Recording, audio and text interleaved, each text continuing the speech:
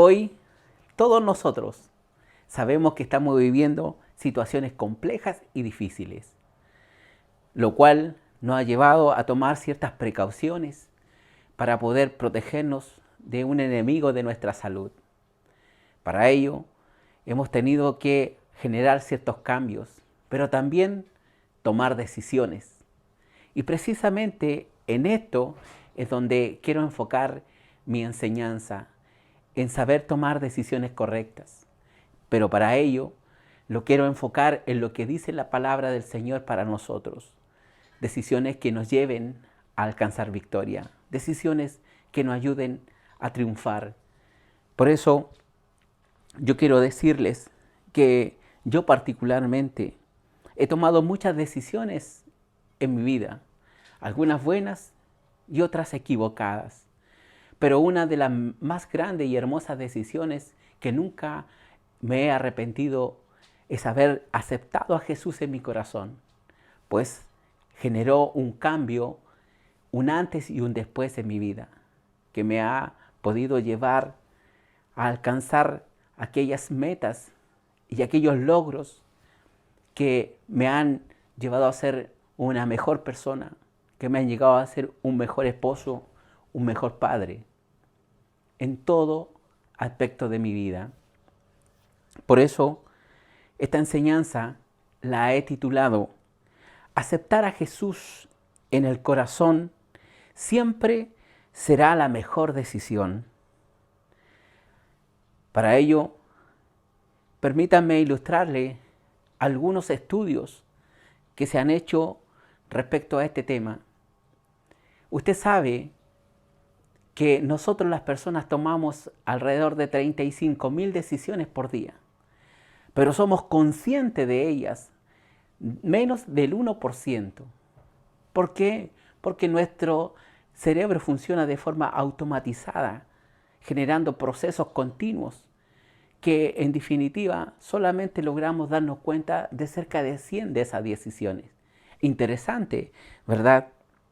Justamente sobre las decisiones conscientes, he tomado un ejemplo que está en el Evangelio de Mateo, capítulo 9, versículos 9 al 13, que me permite leérselo a continuación.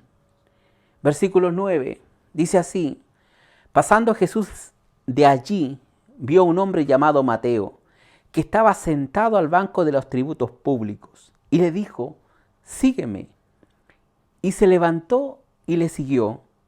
Y aconteció que estando él sentado a la mesa en la casa, he aquí que muchos publicanos y pecadores se habían venido y se sentaron juntamente a la mesa con Jesús y sus discípulos. Cuando vieron esto los fariseos, dijeron a los discípulos: ¿por qué come vuestro maestro con los publicanos y pecadores? Al oír esto Jesús les dijo: los sanos no tienen necesidad de médico, sino los enfermos. Oíd pues y aprended lo que significa: misericordia quiero y no sacrificio, porque no he venido a llamar a los justos, sino a pecadores al arrepentimiento. En estos pasajes vemos la historia de Mateo, un hombre publicano, recaudador de impuestos, con cierta fama de estafador, adinerado. No obstante, él mantenía un gran vacío en su corazón. El resto de la historia es conocida por nosotros. Es y fue el tipo de persona que no dudó de dejarlo todo por seguir al maestro.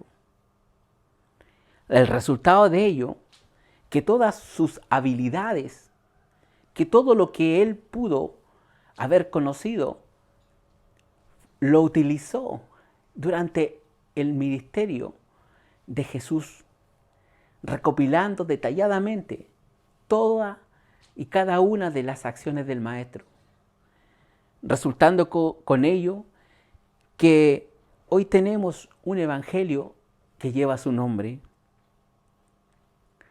A veces, ¿cuántos de nosotros hemos vivido y hemos hecho cosas que sabemos que está mal, que nos han llevado por caminos y decisiones equivocadas, que muchos de esas decisiones nos han mantenido estancadas y sin avanzar? Por eso, cuando tuvimos ese encuentro con Jesús, generó ese cambio y nos permitió tomar una decisión que nos ha generado esa posibilidad de saber que el Señor tiene un propósito hermoso para nuestras vidas. Por eso, nosotros como iglesia, siendo parte del cuerpo del Cristo, tenemos una responsabilidad enorme en saber llevar a este Señor, llevar a Jesús a las personas, a fin que ellos puedan también generar un cambio de sus vidas, generar un cambio y que ellos puedan tomar esta hermosa decisión de aceptar a Jesús en su corazón. Pero en la realidad muchas veces vemos que aparecen muchos argumentos, vemos que aparecen muchas situaciones en las cuales impide a las personas tomar esa decisión por Cristo, por las circunstancias de su vida, a veces por los vicios, por las malas experiencias, por las costumbres y tradiciones, y un sinnúmero más de argumentos que muchas veces hace muy difícil que las personas puedan tomar esta hermosa decisión. Pero en base a esto, también la palabra del Señor a nosotros nos da ejemplo de hombres y mujeres que muchas veces usaron argumentos para no cumplir o no hacer lo que Dios o Jesús le pidió. Y uno de estos ejemplos son los siguientes. El primero lo vemos con Moisés. En el libro de Éxodo, capítulos 3 y 4, nos relatan cómo Moisés, cuando cuidaba las ovejas de su suegro Jetro, dice, cuando él estaba cerca del monte de Dios, el monte Horeb, dice, un ángel se le aparece en una zarza ardiendo. Y al acercarse, Dios le habla y le dice, ¿sabe qué? Sácate el calzado porque esta es tierra santa. Y al sacarse el calzado y acercarse, Dios comienza a darle ciertas instrucciones a Moisés. Cuando le dice, mira, ven que yo te usaré para que vayas y puedas libertar al pueblo de Israel que está cautivo en Egipto, porque he oído el clamor de ellos.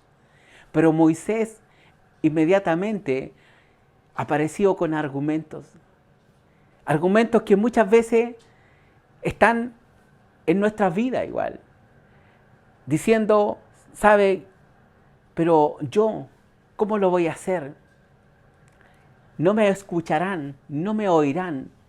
Pero Jehová le decía, yo haré grandes proezas contigo, pero aún no creía. Jehová tuvo que hacer ciertas acciones con su vida para poder cambiar su forma de pensar. El hecho de pedirle una vara para que se convirtiera en una serpiente. El hecho de que metiera su mano, dice, en su pecho y lo sacara con lepra y después nuevamente la sacara limpia. Pero aún en todo eso, y viéndolo Moisés, aparecía el argumento de decirle, pero ¿cómo yo? ¿Qué voy a decir? ¿Qué voy a hacer? Pese que Jehová le indicaba todo lo que debía hacer. hasta que finalmente sale con un argumento que muchas veces aparece también en nosotros. Es que soy tardo para hablar. No sé hablar. Entonces genera una, una argumentación que muchas veces radica en argumentos muy fáciles. ¿Cuántos de nosotros en muchas de nuestras posiciones hemos generado el mismo argumento a fin de no poder tomar esa decisión? El segundo ejemplo lo vemos con la mujer samaritana. El libro de Juan en el capítulo 4 ilustra cómo Jesús, cuando había venido caminando de Samaria, dice que se sienta en el pozo de Jacob, dice, a descansar, y cuando ve una mujer samaritana acercarse para sacar agua del pozo, él le dice, dame de beber. Pero la mujer samaritana lo queda mirando y le dice, tú, un judío, le pides de beber a una mujer que es samaritana. Entonces inmediatamente apareció ese argumento que muchas veces fue producto de su cultura, a producto de su fracaso vivido, porque le había funcionado más un matrimonio, porque ya tenía 5 maridos y el que tenía no era de él. Pero Jesús tuvo que revelarle esa verdad que ella recibió y pudo de alguna forma entender el propósito que Dios quería para su vida. Entonces Él le dice, si tú supieras quién te está pidiendo de beber, porque si así fuese, tú le pedirías de esa agua para que nunca más te dé sed. Y es así como esta mujer al reconocer al Maestro, reconocer al Señor que estaba generando ese cambio en su vida, ella puede tomar esa decisión de decir, ¿sabe? Yo quiero de esa agua, yo no quiero tener más sed, yo quiero tener de esa agua que sacie y nunca más pueda volver a este pozo. Y es así cuando dice la palabra que ella se va después de ello, de tener este encuentro con Jesús, a la ciudad donde declara la grandeza y el poder de Dios obrando en su vida. Qué maravilloso, qué extraordinario, ¿verdad? Y el tercer ejemplo lo vemos en el endemoniado de Gadareno, que está en Marcos capítulo 5, que relata la historia de un hombre que estaba con un espíritu inmundo, dice, que vivía en un cementerio, que era violento, que nadie lo podía sujetar. Vivía en condiciones miserables, en condiciones que toda la gente lo trataba de evitar, condicionado por este espíritu, condicionado por una realidad totalmente adversa a su vida, esclavo por no poder ser liberado. Pero aquí vemos la grandeza de Jesús cuando aparece a su vida. Y estos espíritus inmundos dice que le reconoce. Y Él, bajo su autoridad, trae libertad sobre esta persona.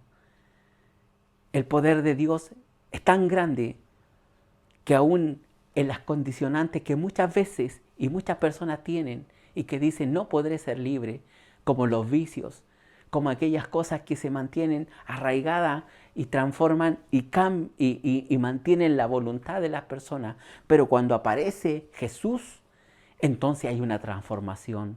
Por eso, la gran transformación de este hombre es haber conocido y haber tenido un encuentro con Jesús. En este sentido, cada uno de nosotros, como parte de la iglesia, sabemos que tenemos esa gran responsabilidad de ser parte en la gran comisión, esa responsabilidad de saber que siendo parte del cuerpo de Cristo debemos saber llevar su palabra a aquellos que no le conocen. Por eso es tan importante que usted se sienta importante dentro del cuerpo de Cristo. El libro de Romanos 10, del 14 y el 15, dice así, versículo 14, ¿cómo pues invocarán a aquel en el cual no han creído? ¿Y cómo creerán en aquel a quien no han oído? ¿Y cómo oirán sin haber que nadie le predique? ¿Y cómo predicarán si no fueron enviados? Como está escrito, cuál hermoso son los pies de los que anuncian la paz, de los que anuncian las buenas nuevas. Finalmente, mi llamado es a estar dispuesto en nuestro corazón y nuestra mente a ser partícipe en este cuerpo, ser partícipe en saber llevar el Evangelio de Cristo a las personas. Nuestro rol evangelizador es importante para que otras personas le conozcan y puedan tomar una hermosa decisión por Él, el aceptarle en su corazón. Por eso, no nos cansemos pues de hacer el bien. Sigamos trabajando cada uno en el lugar que Dios nos ha capacitado, motivando al que está cansado, ayudando al necesitado, alimentando a los que tienen hambre, orando por los que necesitan sanidad, con la plena convicción que hemos tomado la mejor decisión, que es Cristo nuestro Salvador.